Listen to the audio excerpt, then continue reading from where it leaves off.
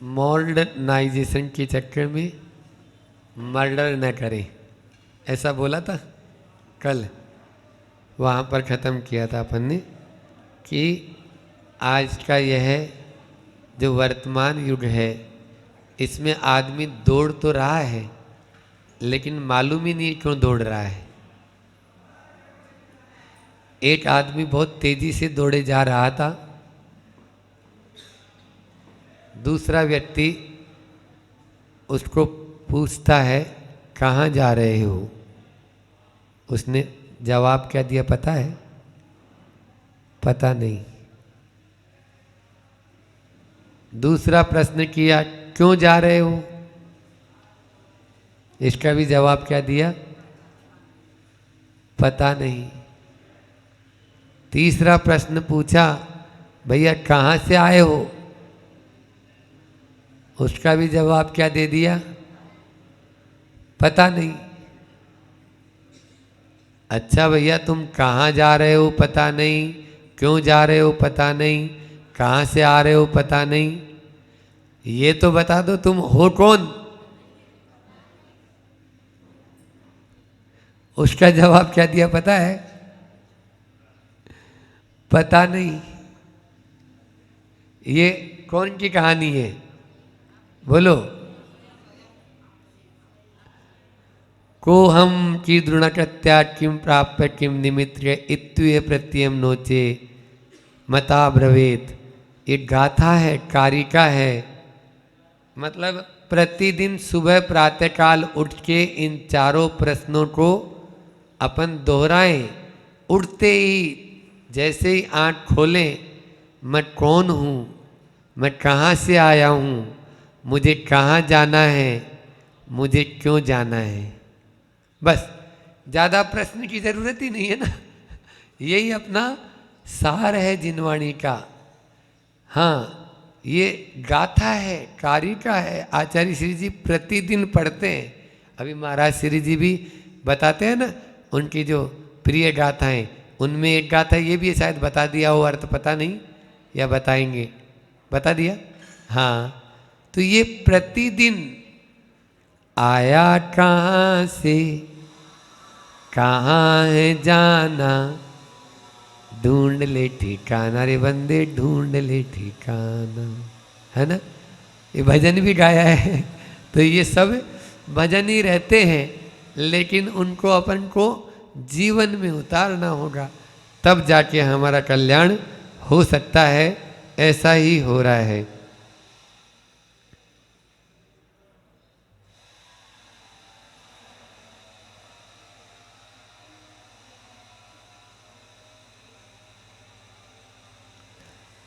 सहारा की जरूरत उसको पड़ती है जो हार जाता है। हारा सहारा। अच्छा इसी दिन लिखा जो हार गया उसको चाहिए सहारा। हारो नहीं, हार जाते हैं, बहुत जल्दी से नकारात्मक सोचने लग जाते हैं। वो नहीं, आपको सतर्क होने के लिए मना नहीं है। आचार्यों ने कहा एक एक कदम, एक एक पल हमें सतर्क रहना है, लेकिन हारना नहीं है। किसके आगे हारना?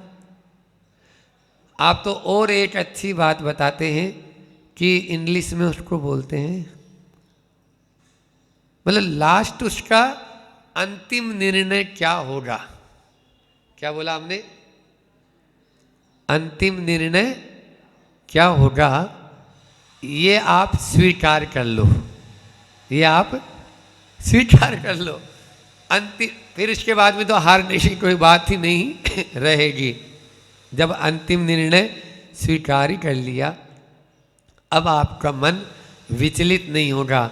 ध्यान रखना, दुख होते हैं, कष्ट होते हैं, उनका जितना हम प्रतिकार करेंगे उतने ही वो दूने दूने होते जाते हैं, और कष्ट और दुखों को स्वीकार कर लेंगे उतने ही वो हल्के होते चले जाते हैं। स्वीकार कर लो, आई एक्सेप्ट, बिल्कुल मुझे स्वीकार है। पानी बहता है ना, तो पानी जो बह रहा है, हम उदाहरण देते हैं, इनको याद रखा करो। पानी बहता है, उस पानी के बहाव के साथ में जो पौधा अपने आप को समर्पित कर देता है वो कभी टूटता नहीं है, और जो पौधा उसका प्रतिकार करना चाहता है, पानी भी उसको ले जाता है, चल आजा मेरे साथ, कहाँ रहेगा। यही हमारे साथ में विचारों के साथ में होता है। हम जिन विचारों के साथ में रह रहे हैं, एक और रहीमदास जी का दोहा है कि रहना तो कहना नहीं। क्या दोहा है? रहना तो कहना नहीं और कहना तो रहना नहीं कहना तो रहना नहीं। तो ये चीजें अपने मन में धारण कर लेंगे तो उसके माध्यम से आप हर परिस्थिति में मस्त रहेंगे। मंदी में मस्ती बोलते हैं ना, तो कोई भी परिस्थिति हो अपनी मनस्थिति को सुधार के रख लो। परिस्थितियां तो बदलती रहती है, परिस्थितियों के ऊपर अपन कितना निर्भर हो पाएंगे, कितना भी हो जाए। एक बार एक अपने भारत के उस समय राष्ट्रपति थे, इनके बाद में हुए लाल बहादुर शास्त्री के बाद में कौन हुए? जो भी नाम भूल रहे हैं, राजेंद्र प्रसाद जी भी हुए ना। हाँ, तो उनको विदेश जाना हुआ। विदेश में अमेरिका उनको बुलाया था। अब प्रोटोकॉल के अनुसार जिस हवाई अड्डे पे पूरी व्यवस्थाएं बनाई गई थी, वहाँ पर उनका हवाई जहाज उतर नहीं पाया और दूसरे हवाई अड्डे पे उतरा। जब दूसरे हवाई अड्डे पर उतरा तो वहाँ सामान्य से नागरिक जैसे होते हैं वैसे ही उनका प्रोटोकॉल हुआ, क्योंकि व्यवस्थाएं कहाँ बनाई गई थी? यहाँ बनाई थी। अब वहाँ से सीधे वो कार के द्वारा व्हाइट हाउस गए, अमेरिका में जो व्हाइट हाउस राष्ट्रपति भवन, तो वहाँ पहुँच गए। और जैसे ही वहाँ पहुँचे तो कैनेडी उस समय राष्ट्रपति थे अमेरिका के, तो उन कैनेडी से जैसे ही बात हुई तो उनको मालूम चल चुका था कि उनका वहाँ पर स्वागत नहीं हुआ है।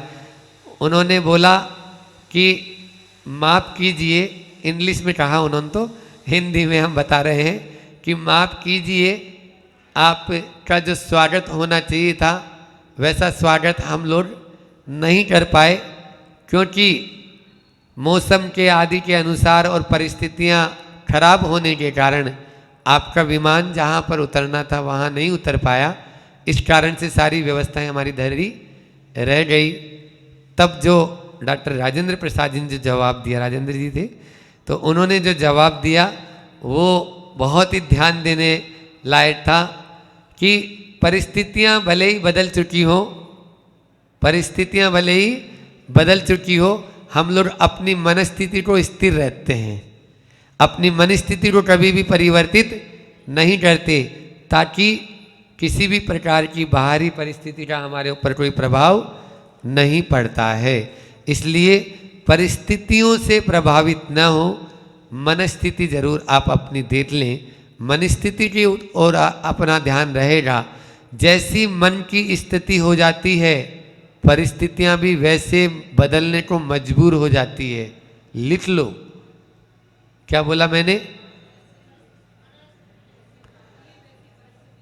आपकी मनस्थिति बहुत अच्छी है, अब किसी भी प्रकार की प्रतिकूलता आपको नहीं मिलेगी, वो मस्त रहेगा, मस्त रहेगा। अपन को भले ही वो लग रहा है कि इसको तो बहुत कष्ट हो रहा है या ऐसे लग रहा है, लेकिन नहीं, वो अपनी मनस्थिति को उसके परिस्थिति से भी अच्छा बना लेता है।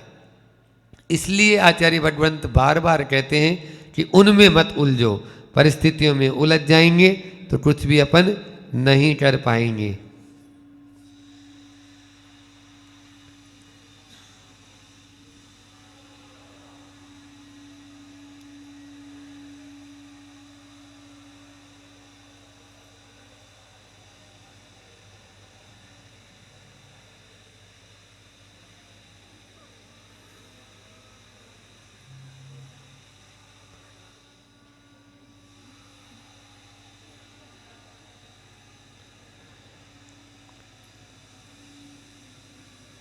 आरिका के प्रकरण के बारे में बता देते हैं वैसे कि भगवती आराधना में भी आया है कि मुनि महाराज जी या आचार्य जो होते हैं वो आरिकाओं को साथ में नहीं रख सकते। प्रायश्चित आदि के लिए आती हैं, है ना, लेकिन प्रायश्चित हो गया बस उतना ही। दूसरा एक और प्रश्न कल पूछा था किसी ने मेरे से पाठशाला में परसों कि आरिका को दीक्षा दे सकती है क्या। बहुत चर्चा इस पर हुई है। आचार्य परमेष्टि ही आरिका को दीक्षा देते हैं, आरिका को दीक्षा नहीं दे। दीक्षा और प्रायश्चित ये दो जो है वो आचार्य भगवंत ही कर सकते हैं। इस पे बहुत डिस्कस खजुराहो में हुआ था, बहुत सारे विद्वान आए थे। इसलिए कभी भी इस बात को लेके अपने मन में कोई भी किंतु परंतु नहीं रखें। आज क्या हो रहा है, अपने आप को सर्वोपरि मानने लगी हैं, तो ये गड़बड़ हो गया।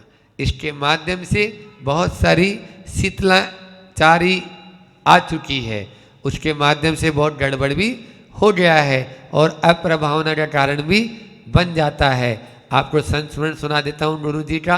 आचार्य ज्ञान सागर जी महाराज जो थे, उनका मूल कारण यही था, अलग होने का मूल कारण।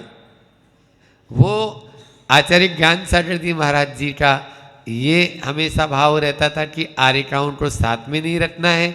और उस समय समकालीन जो आचार्य थे, मतलब उनके और भी शिष्य जो थे शिव सागर जी के, तो वो सब रखते थे।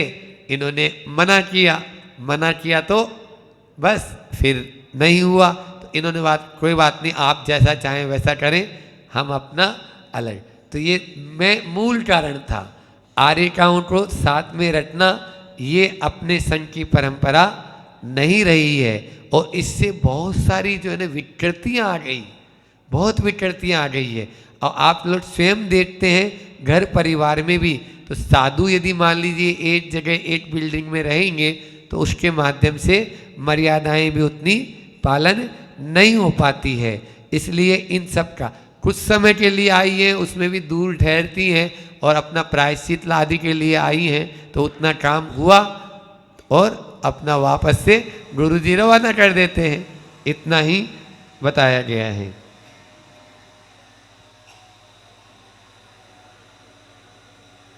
बौद्धों के यहाँ आया कि संघ में साध्वी रहने से संघ की परंपरा में 500 वर्ष की कमी आ जाती है।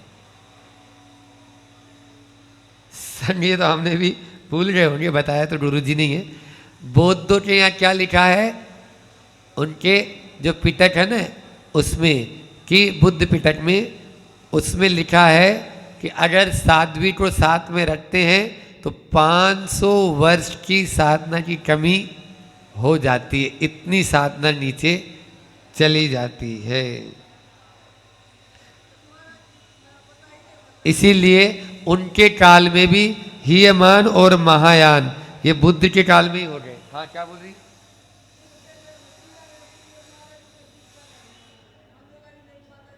हाँ, बहुत अच्छा प्रश्न इन्होंने किया है और ये प्रश्न आया भी मेरे पास में। एक लेख और लिखा है, आरिका दीक्षा क्यों और कैसे। आरिका दीक्षा आचार्य श्री ने जो वो संगोष्ठी हुई थी 3 दिन की खजुराहो में, उसका पूरा सार एक लेख के रूप में निकला था एक पत्रिका में। तो वो जो लेख निकला उसमें ये दिया हुआ है कि प्रथमान योग को हम जो है उसको आदर्श नहीं बना सकते हैं। प्रथमान योग में बहुत सारी ऐसे भी कार्य होते हैं जिनको मतलब कथा के अनुसार चलना होता है। समझ में आ रहा है? ऐसा नहीं बोल रहा हूँ कि ये कथाएं हैं, लेकिन ये जो आया है। दूसरी बात ये है कि उस समय की उनको भी वो आरिकाएं एक साथ रहती थी, अपना पूरा संघ 4-4-5-500 के संघ में रहती थी, अलग अलग कोई भी विहार नहीं करते थे। और उस समय आचार्य उतने नहीं हुए होंगे, इसलिए कम रहे, इस कारण से भी ऐसा हो सकता है। फिर भी अलग से उनका यानी जो दिया गया है। लेकिन आप मूलाचार, ठीक है, फिर मूलाचार के बाद में त्रिलोचसार, त्रिलोचसार के बाद में भगवती आराधना, भगवती आराधना के बाद में मूलाचार प्रदीप, ये इन ग्रंथों में बहुत सारी कारिकाएं दी गई है, जिन कारिकाओं में स्पष्ट किया गया है कि आर्य का दीक्षा कौन दे, ये स्पष्ट है। तो ये हमारे प्रमाणिक ग्रंथ हैं। उन प्रमाणिक आचार्यों के जो प्रमाणिक ग्रंथ लिखे गए हैं उनको हमें आदर्श मानकर ही चलना होगा। आचार्य श्री जी का यही जवाब उस समय था।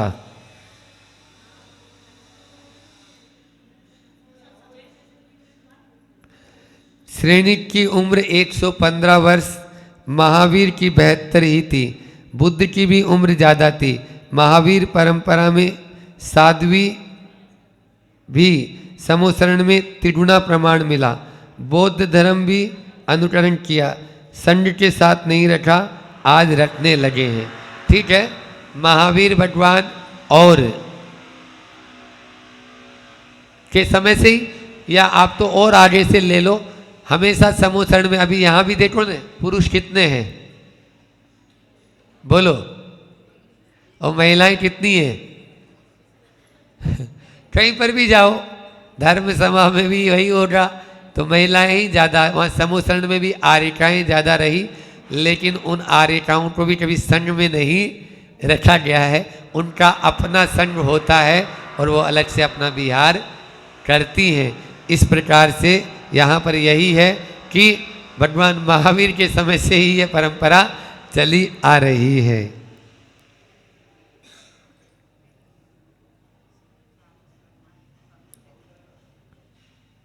सोलह कारण भावना में प्रासुत परित्याग आया, वह महाव्रती ही कर सकता है।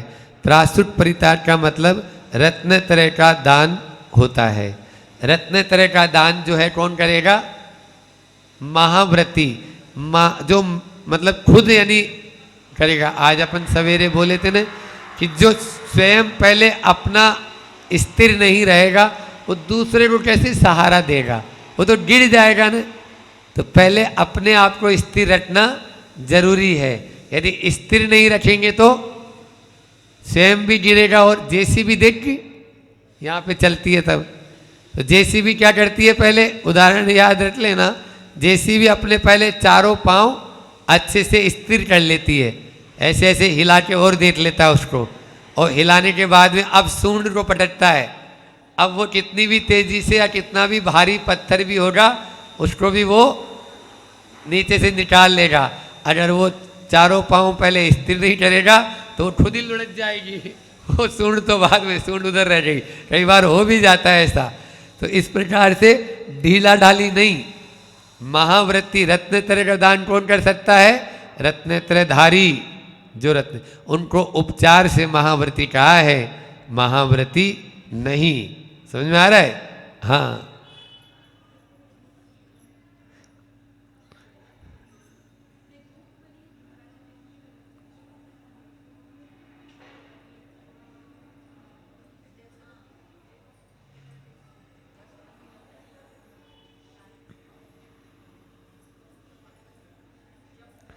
पाक्षिक श्रावक पहले बने, फिर नैष्ठिक श्रावक होता है। 5 अणुव्रत और 3 मकार, इनको आचार्य समंतभद्र स्वामी ने पाक्षिक श्रावक कहा है। आवाज सुनाई दे रही है? पाक्षिक श्रावक का मतलब होता है पक्ष से पाक्षिक बना, जो जिनेन्द्र भगवान का पक्ष रखे, जो देव शास्त्र गुरु का पक्ष रखे, उसको बहुमान दे, वो क्या हो गया? पाक्षिक।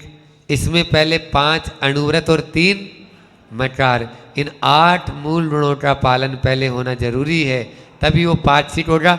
फिर नैष्ठिक श्रावक, निष्ठा, फिर जो व्रती श्रावक जिसको बोलते हैं अपन, 12 व्रतों को अंगीकार करता है, वो नैष्ठिक श्रावक होगा। हम सीधे पहली में चले गए, KG1 KG2 नहीं गए, पूर्व की स्थिति में आना जरूरी है। पहले फाउंडेशन जो होता है ना, वो मजबूत बनाना है तो शुरू से आपको अध्ययन करना होगा। आप सीधे सीधे छलांग लगा के पहुंच जाएंगे तो कभी भी नहीं हो, क्योंकि बेस आपका तैयार ही नहीं है। जिसकी नींव मजबूत नहीं है ऊपर क्या वो बिल्डिंग खड़ी कर पाएगा। यहाँ पर भी यही बात है कि हम सीधे के सीधे दूसरी तीसरी क्लास में पढ़ना चाहते हैं, वो वाला नहीं। आप लोग जैसे अभी परिवार में रह रहे हैं, परिवार के साथ रह रहे हैं, तो परिवार के साथ में धीरे धीरे किस प्रकार से हम आगे बढ़ सकते हैं उस प्रकार से। तो ये KG1 KG2 कहलाएगा, ठीक है ना। KG1 और KG2 में चालू हो गए, फिर उसके बाद से धीरे से पहली क्लास में आ गए, दूसरी क्लास में आ गए, इस प्रकार से आगे बढ़ सकते हैं। आज सम्यक दर्शन की तो बात सब करते हैं, अनुव्रत व्यसन के बारे में कोई सोच ही नहीं रहा है। ये बिल्कुल सही है, मतलब वो व्यसनी बना हुआ है और सम्यक दर्शन हो जाए बस, तो कैसे होगा। कोई भी नियम संयम यदि पालन नहीं करेंगे, जिस समय जो क्या बोलते हैं ना, वो हाइकू है आचार्य श्री का, जैसा चाहो जब चाहो,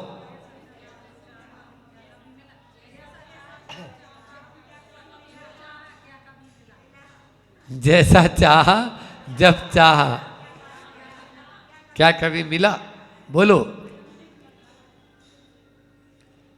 कभी नहीं मिलेगा। लेकिन बोले महाराज आपको नहीं मिलता है, हमें तो मिलता है। हम लोग तो जिस समय चाहते हैं उसी समय कंठ से अमृत झड़ जाता है हमारे तो। क्यों, देवता देवियों लोग, देवियां हैं यहाँ पर तो इतने सारे।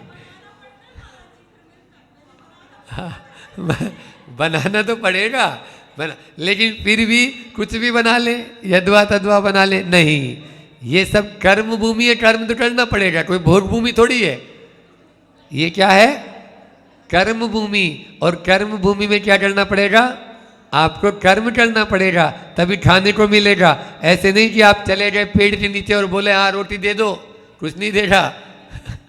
ऊपर से पत्थर जरूर आ सकता है, रोटी नहीं आएगी, कोई रख दिया होगा तो इसलिए कभी भी नहीं। कर्म भूमि में कर्म किया जाता है और कर्म करने वाला ही आगे धर्म कर सकता है।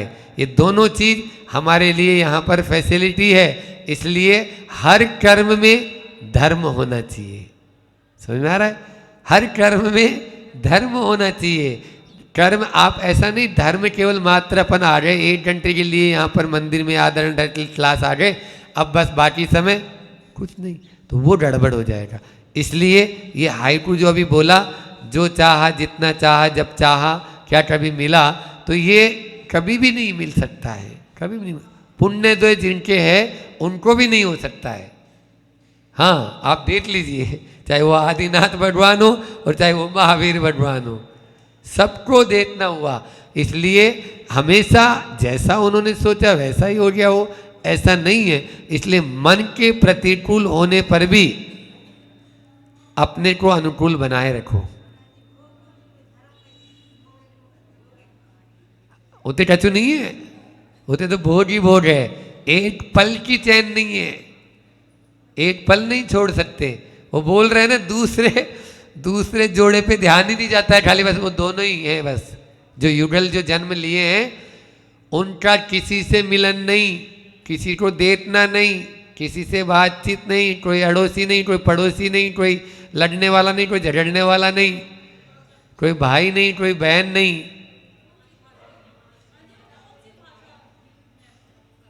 कौन सी भाषा में बात करते हैं, अब इंग्लिश में नहीं करते, इतना तो जरूर है। वो बोध भूमि में कौन सी, वैसे प्राचीन जो भाषाएं हैं उनमें ही, हाँ प्राकृत है, संस्कृत है, इनमें बात करते होंगे, क्योंकि वो तो बहुत अच्छे ब्रिलियंट रहते हैं और बात करने की भी ज़रूरत ही नहीं है, वहाँ तो सब इशारों में काम होते हैं। ये सब अपने मन की फितूरी है। ये मन है ना, ये बड़ा गड़बड़ करता है। ये अपन सोचते हैं ऐसा होता होगा, वैसा होता होगा, वहाँ ऐसे करते होंगे, कुछ नहीं। ये सब वहाँ पर तो वो दिन रात का है नहीं, उनको पता ही नहीं है कब दिन उजाड़ कब रात हो रही है। इतने वो भोगों में लिप्त रहते हैं। बहुत दयनीय स्थिति है वहां की। इसलिए कछु नहीं, अपने तो आचार्य श्री बोलते हैं ना, वो देह को छोड़ने की सोचो, विदेह जाने की नहीं। क्या बोला?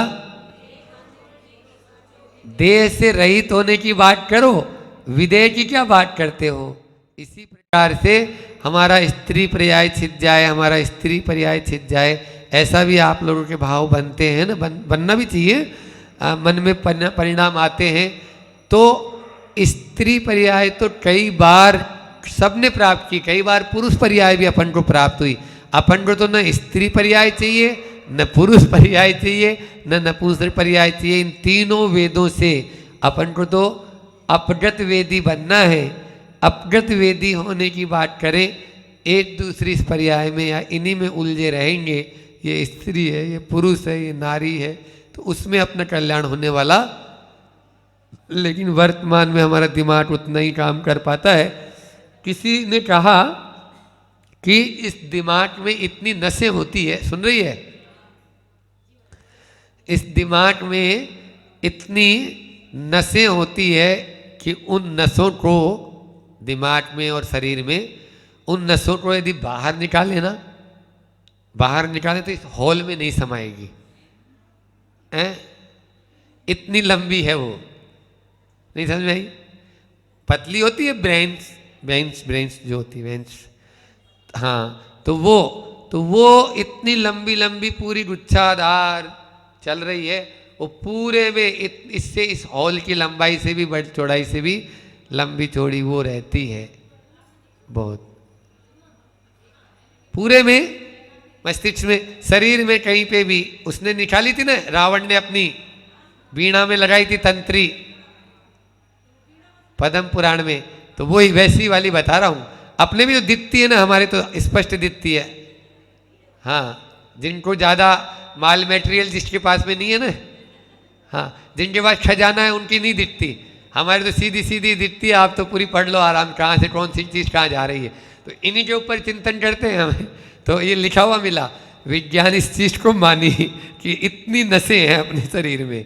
और उसमें भी दिया है कार्तिक के अनुपेक्षा आदि में भी, कि कितना खून होता है, कितनी वसा होती है, कितना अपने अंदर में मल है, कितना, हाँ, सब प्रोटीन कितना है, कैलोरी। तो ये इस बाहरी ढांचे में ये बहुत सारा, अपना वजन तो है 50 किलो, ये और बता दें आपको, लेकिन मटेरियल बहुत सारा अंदर भरा हुआ है, 50-60 किलो या 70 किलो, जो भी 100 किलो वाले भी होते हैं आदमी तो, हाँ, डबल वाले भी। तो वो नहीं, ज़्यादा भारी नहीं बनना है, नहीं तो भारी हो जाओगे, गड़बड़ हो जाएगा।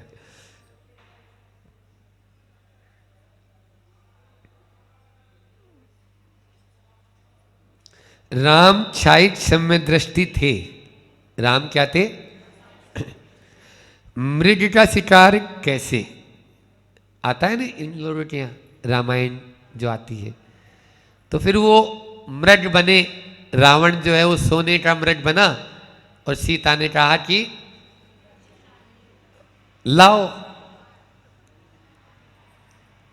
व्यसन के त्यागी को न, व्यसन के त्यागी थे ना, विनाश काले विपरीत बुद्धि। उत्तर पुराण में भी आया, मृग का शिकार किया, कथानक जैन जैनेतर में मिक्स हो गए। ये जैन जैनेतर वहाँ से आ गया। आचार्य श्री को मतलब मानते नहीं है, वो बोले हाँ क्यों करेंगे, वो जो रोज चौका लगा रहे हैं और जो जैन हैं तो उनके अनुसार हिंसा क्यों करेंगे। लेकिन वो मतलब ऐसा कथानक वहाँ से यहाँ पर भी जैनेतरों से जैन में भी मिक्स हो गए, ऐसा यहाँ पर अपने यहाँ उत्तर पुराण में भी लिखा हुआ मिलता है। इसलिए वैसे आपको बता दें, क्षायिक सम्य दृष्टि जो होता है, तो क्षायिक सम्य दृष्टि जो है वो व्यसन का त्यागी तो होता ही है, ठीक है ना। जरक कुमार के तीर से कृष्ण का वध हुआ, ये तो सबको मालूम है। एक तीर के लगत कृष्ण की,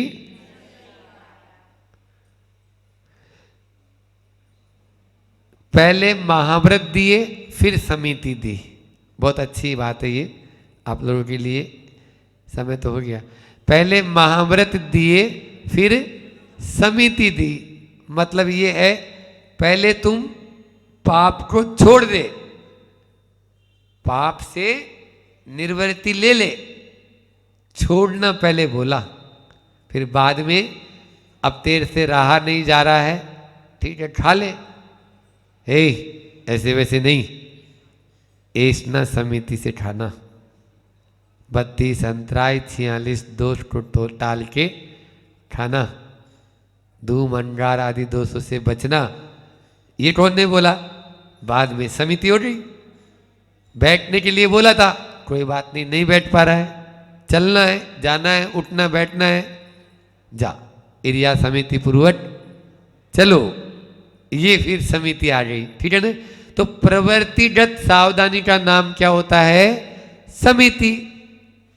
समिति का नाम क्या है? समिति की परिभाषा क्या हो गई? प्रवृत्तिगत सावधानी का नाम समिति है। और महाव्रत का मतलब क्या है? पापों का पूर्ण रूप से त्याग कर देना महाव्रत है ना।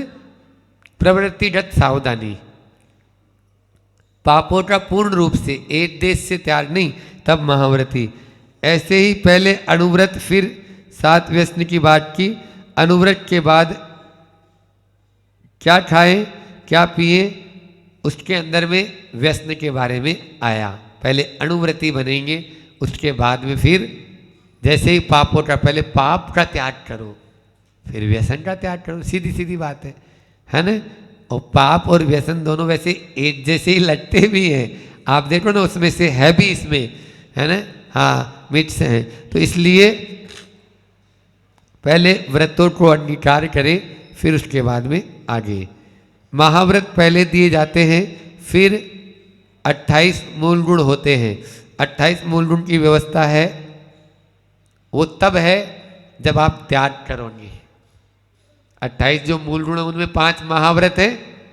तो पहले आप पापों का त्याग करो, बैठ जाओ चुपचाप, तब फिर वो आरोपण आचार्य परमेष्ठी जो बनाते हैं ना, उस पर स्वस्तिक आदि, तो वो है।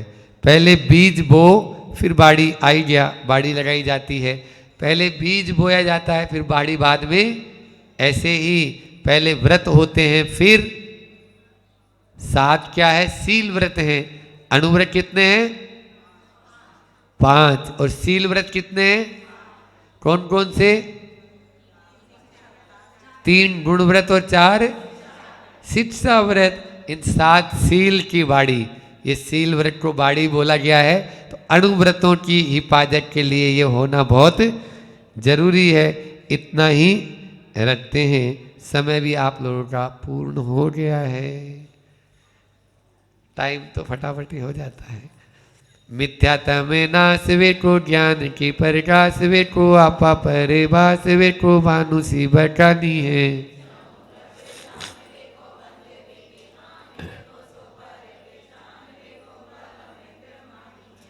अनुभव बताए वे को, जीवों के जताए वे को, काऊ न सताए वे को,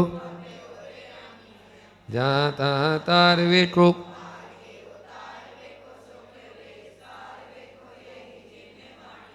जावाणी के ज्ञान ते सूझे लोटा लोट, सोवाणी मस्तक नमु सदा दे तू डोट। हे जिनवाणी भारती तोई जपू दिन रैन, जो तेरा शरणा गए सो पावे सुख चैन। देव भजू अरिहंत को, गुरु सेवा निर्गन, दया धर्म पालो सदा, यही मोक्ष का पंथ।